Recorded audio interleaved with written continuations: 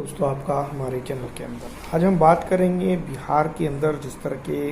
राजनीतिक उतार चढ़ाव हो रहे हैं उसके बारे में। सबसे पहले मैं आपको बता दूं कि जिस तरह के जो एमआईएम है उसने अपनी पूरी कोशिश की है कि इंडिया गठबंधन में वो जाए, लेकिन कुछ नेता ऐसे भी थे जिनको ये बात मंजूर नहीं थी, खास करके आरजेडी के और कांग्रेस के कुछ नेताओं की अगर बात करें तो वे तो गठबंधन नहीं करना चाहते हैं, मतलब अपने दम पर विधानसभा लड़ना चाहते हैं, विधानसभा चुनाव के अंदर अपनी राजनीति और अपनी रणनीति करना चाहते हैं। तो इसमें कोई दो राय नहीं है, कर सकते हैं, लड़ सकते हैं, लेकिन इस बात को ये लोग भी याद रखें कि अब जो है तो वो वक्त आ चुका है कि अब वक्त चला जा चुका है, मतलब कि वक्त खत्म हो चुका है कि गठबंधन में किसको लिया जाना चाहिए और किसको नहीं लिया जाना चाहिए। तो ऐसे हालात में जब जो है तो आरजेडी लगातार ये कहते हुए नजर आती है एमआईएम को लेकर, और यहाँ पर जो तो तेजस्वी यादव का एक बयान वायरल काफी हो रहा है। वो ये तो कह रहे हैं कि असदुद्दीन ओवैसी साहब के पिताजी और जो है तो उनकी मुलाकात हुई है, तो ये कोई प्रमाण जारी नहीं करते हैं और बेतुकी बातें और बेतुकी बयानबाजी वो कर रहे हैं। लेकिन कुछ कांग्रेस के नेताओं की भी बेतुकी बयानबाजी निकल कर अब इन दिनों सामने आ रही है।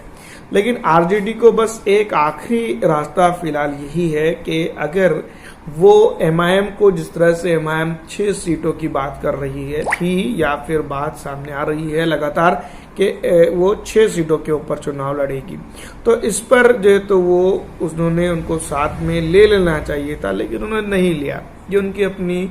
सोची समझी रणनीति होंगी जो उसके ऊपर वो काम कर रहे हैं। लेकिन एक आखिरी रास्ता यही था कि अगर सत्ता में आना है तो ऑल इंडिया मजलिस इत्तेहादुल मुस्लिमीन को साथ में उन्होंने ले लेना चाहिए था, क्योंकि जिस तरह से जो बिहार है, तो बिहार का जो तो एक सिंपल सा नागरिक जो मुसलमान है वो ये बात को जान चुका है, पिछड़ा है, वो ये बात को जान चुका है कि असदुद्दीन ओवैसी के बगैर जो तो आरजेडी के लिए सत्ता मुश्किल है। तो आरजेडी भी कहीं ना कहीं ये बात जान चुकी है और समझ चुकी है कि 2020-15 जिस तरह से रिपीट हो रहा है उसमें जो तो एक आखिरी रास्ता है आरजेडी को, बस कि वो एनडीए को ये समर्थन दे दे, क्योंकि कहीं ना कहीं उन्होंने खुद सभा में कह दिया है कि तेजस्वी यादव ने एनडीए या फिर इंडिया, ये दो चीज उन्होंने खुलकर वो कह रहे हैं। तो ये बात सही है कि कहीं ना कहीं अघोषित तरीके से जो तो तेजस्वी यादव ने जो तो एनडीए गठबंधन को खुले में जो तो अपना समर्थन दे दिया है, और ये भी वो कह रहे हैं कि किसी तीसरे के बहकावे में नहीं आना है,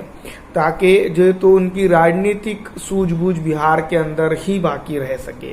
ये बात हम अब जानते हैं, लेकिन कुछ लोग अब ये बात समझ चुके हैं, बिहार के वासी ये बात समझ चुके हैं कि बिहार के अलावा भी राजनीति है, बिहार के अलावा भी जो तो मुस्लिमों के, पिछड़ों के, दलितों के, आरक्षित समाज के, और जो है तो बिहार के अपने खुद के मसाइल है जिसका हल सिर्फ और सिर्फ जो तो पढ़ा लिखा इंसान ही कर सकता है, ना कि कोई नवी फेल। तो दोस्तों, ये बात समझने की है कि इस बार जिस तरह से जो तो साफ तौर पर ये बात निकल के सामने आ रही है कि बिहार की राजनीति के अंदर और बिहार की जो रणनीतिक तौर पर जो चीजें चल रही है उसमें सबसे इम्पोर्टेंट रोल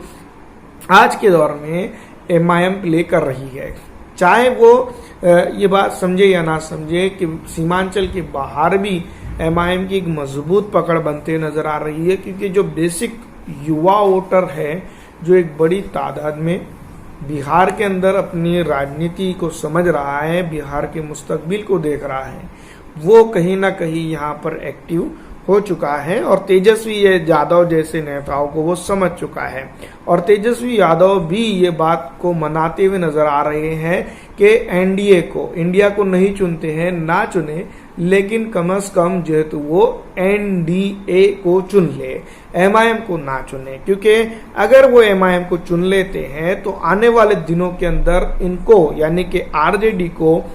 फिर एक बार जो है तो मजबूरन ऑल इंडिया मजलिस इत्तेहादुल मुस्लिमीन के दर पर जाना पड़ेगा, गठबंधन करना पड़ेगा और सत्ता में आना पड़ेगा। लेकिन फिलहाल जिस तरह से तेजस्वी यादव ने अपना बयान और जो स्टेटमेंट दे दिया है, उसके हिसाब से यही लगता है कि बहुत जल्द जो है तो अब वो वक्त आ चुका है कि यहाँ का जो यूथ है, वो मुसलमान है, पिछड़ा है, दलित है, आरक्षित है या किसी भी जात का यूथ हो, वो ये बात समझ लेना चाहिए कि ऐसे इंसान को मुख्यमंत्री कैसे वो बना सकता है बिहार का, जो खुले में जो तो ये बात कह रहा है, अपोजिशन पार्टी होने के बावजूद भी ये कह रहा है कि वो सत्ता को वापस सत्ता दे दे अगर उनको सत्ता नहीं देते हैं। तो ये मजबूरी का नाम है। इनको समझ में आ चुका है कि हमारी सत्ता नहीं आने वाली है, तो फिर हमें ना चुनकर एनडीए को चुन लिया जाए। और फिर ऊपर से और ये भी बात उनके सामने से निकल कर आती है कि जो एनडीए है,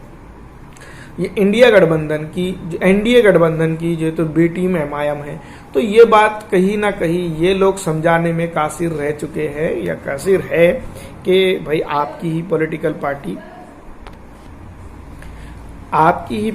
पार्टी का आप कहीं ना कहीं विरोध कर रहे हैं, क्योंकि इंडिया को नहीं चुन के देते हैं तो नहीं चुने, लेकिन एनडीए को चुने। ये स्टेटमेंट में कई चीजें निकल के सामने आती है। तो ये आखिरी मौका था जो वो अब इस कदर के भाषा को इस्तेमाल करके मुझे लगता है कि वो बिहार की राजनीति से और दूर हो चुके हैं।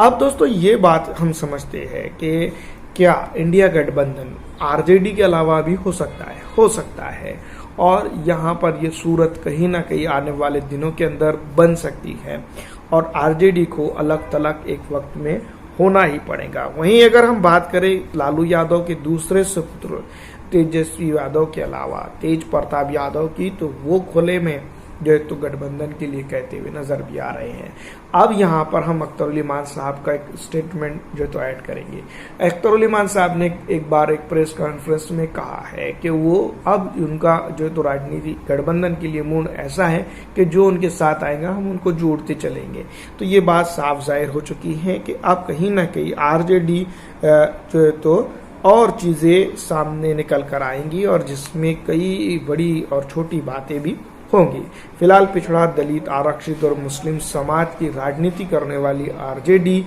और कांग्रेस को ये सोचना चाहिए कि क्या वाकई में अब वो दौर आ चुका है जब जो है तो थर्ड फ्रंट की शुभगांठ अब बिहार को एक नई राजनीतिक सीमाकरण पे ले जा रही है और खुद इंडिया गठबंधन जो है तो बैकपोस्ट पर जा रहा है। क्योंकि जिस तरह के हालात है, तेजस्वी यादव बौखलाए हुए हैं और बौखलाहट में जिस तरह की बातें वो कर रहे हैं, इसमें यही कहा जा सकता है कि जो तो तेजस्वी यादव भटक चुके हैं और राजनीतिक तौर पर जो तो नाकाम हो चुके हैं।